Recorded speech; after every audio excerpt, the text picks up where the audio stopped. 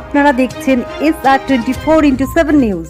কাশ্মীরে যে বর্বরোচিত সন্ত্রাসবাদী হামলা হয়েছে, এই হামলার প্রতিবাদে এবং এই হামলার জন্য কেন্দ্র সরকার যে সম্পূর্ণরূপে ব্যর্থ হয়েছে, এই ব্যর্থতার প্রতিবাদ, অর্থাৎ কেন্দ্র সরকারের বিরুদ্ধে যে ইন্টেলিজেন্স ফেলিওর হয়েছেন, তিনারা 370 ধারা বিলোপ করে নোটবন্দির পরে বলেছিল যে জঙ্গিদের কোমর ভেঙে দিয়েছি, জঙ্গি কার্যকলাপ বন্ধ হয়ে গেছে। কিন্তু আমরা কি দেখছি যে ভয়ঙ্কর জঙ্গি আক্রমণে, যারা মানবতা বিরোধী, তাদের আক্রমণে আমাদের 25-এর অধিক ভাইদের খুন হতে হলো, তাদেরকে শহীদ করলো।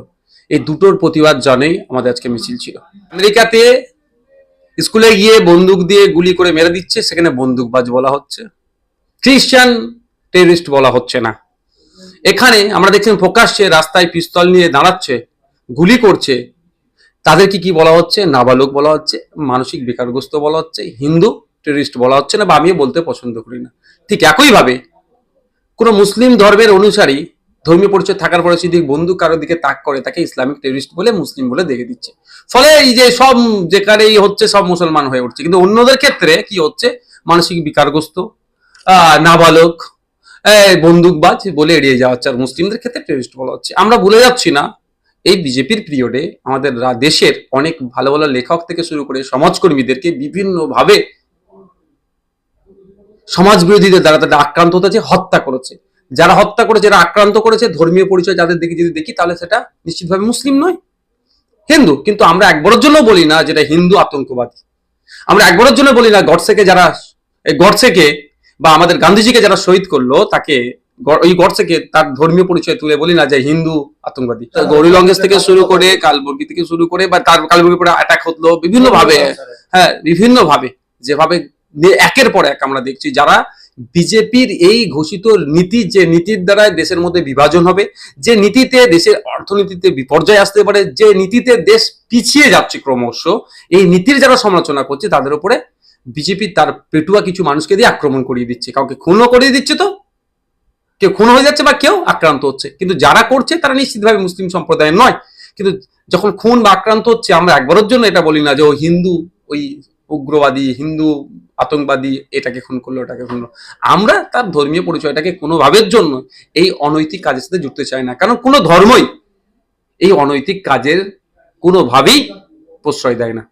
এই গত পরশু দিনকে পেহেলগাঁওতে, যাকে আমরা মিনি সুইজারল্যান্ড বলে সারা পৃথিবী জানে, সারা পৃথিবীর পর্যটকরা ওখানে আসে, একটা ভালো পর্যটন কেন্দ্র। ওখানে যে বর্বরোচিত সন্ত্রাসী হামলা হচ্ছে, এই হামলার সাবজেক্ট হচ্ছে কেন্দ্র সরকারকে জবাবদিহি করতে হবে, সাবজেক্ট হচ্ছে মোদীকে প্রশ্ন করা, সাবজেক্ট হচ্ছে অমিত শাহকে প্রশ্ন করা, সাবজেক্ট হচ্ছে দেশের অভ্যন্তরীণ নিরাপত্তা যার দায়িত্ব যাদের আছে তাদেরকে প্রশ্ন করা। সেটা বাদ দিয়ে কি হয়ে যাচ্ছে? নাকি প্যান্ট খুলে চেক করেছে, নাকি কলেমা পড়তে বলেছে, এই ধরনের একটা অবজেক্টের দিকে চলে যাচ্ছে। মানে প্রশ্ন করা দরকার ছিল রাষ্ট্রকে, যে তুমি নিরাপত্তা দিতে ব্যর্থ হয়েছে বলে আমার ভাই আজকে শহীদ হয়েছে, তোমার ইন্টেলিজেন্স ফেল হয়েছে বলে আমার ভাই কাছে খুন হতে হচ্ছে, তোমার ব্যর্থতার জন্য আমার ভাইয়ের আজকে আমাকে রক্ত দেখতে হচ্ছে, এবং দেশের মধ্যে অস্থিরতা তৈরি হচ্ছে। এটা বাদ দিয়ে কি হচ্ছে? হিন্দু মুসলমানের বাইনারি করছে। যারা হিন্দু মুসলমানের বাইনারি করছে, তাদেরও উত্তর আছে।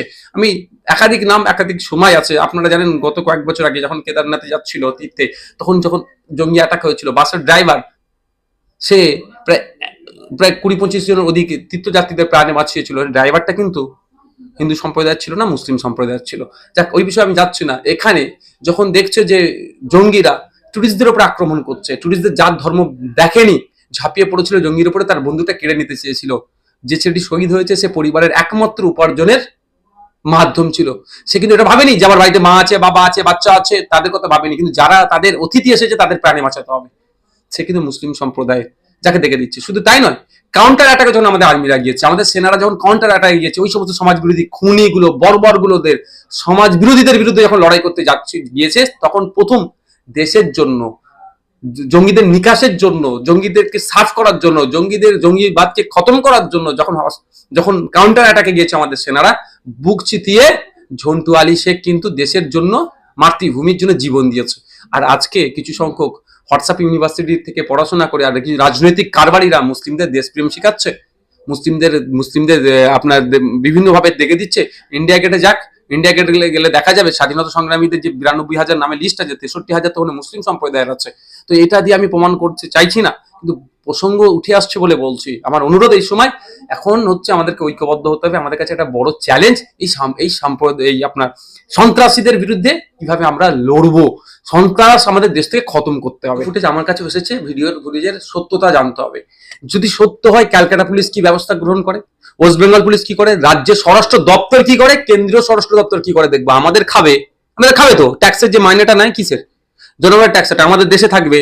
এই পুলিশ নিয়ে ঘুরছে, সিআরপিএফ নিচ্ছে, করছে, আমাদের ট্যাক্সের টাকার মাইনে করছে, আর আমাদের দেশে থেকে দেশ বিরোধী স্লোগান দেবে, ছাড় হবে না একদম।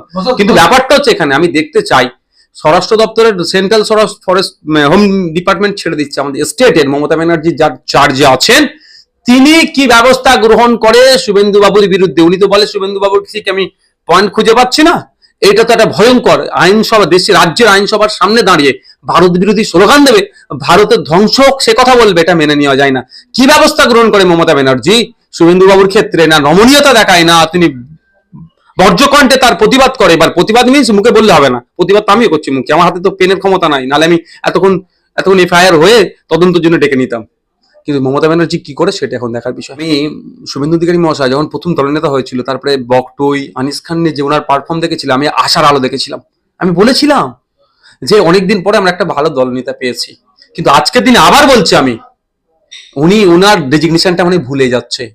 ওনার এটাকে আবার ফিল করা দরকার যে উনি কোন পদে আছে, কোন পোস্টে আছে। উনি বিজেপির নেতা নয়, উনি হচ্ছে পশ্চিমবাংলার বিরোধী দলনেতা। পশ্চিমবাংলার আপামার যত মানুষ আছে, হিন্দু খ্রিস্টান জৈন থেকে নির্বিশেষে, প্রত্যেকের সুখ দুঃখের কথা তিনি তার মুখ দিয়ে বেরোবে। সরকার তাদের সাথে যে অন্যায় করছে তার প্রতিবাদ করবে। দুর্ভাগ্যের বিষয়, উনি এখন নিজেকে গুটিয়ে নিয়ে নিজেকে অন্যদের থেকে আলাদা করে শুধুমাত্র একটা পার্টির একটা ধর্মীয় নেতা হয়ে উঠছে।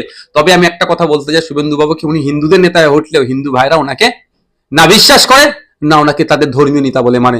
ধর্মীয় নেতা হিন্দু ভাইদের আমি মনে করবো স্বামীজি, ধর্মীয় নেতা মনে করবো আমি বিবেকানন্দজি, রামকৃষ্ণজি, ধর্মীয় নেতা মা সারদা, এদের মতদর্শ মেনে হিন্দু ভাইরা চলে। শুভেন্দু অধিকারী মতদর্শ, হিংসার মতদর্শ পছন্দ করবে না।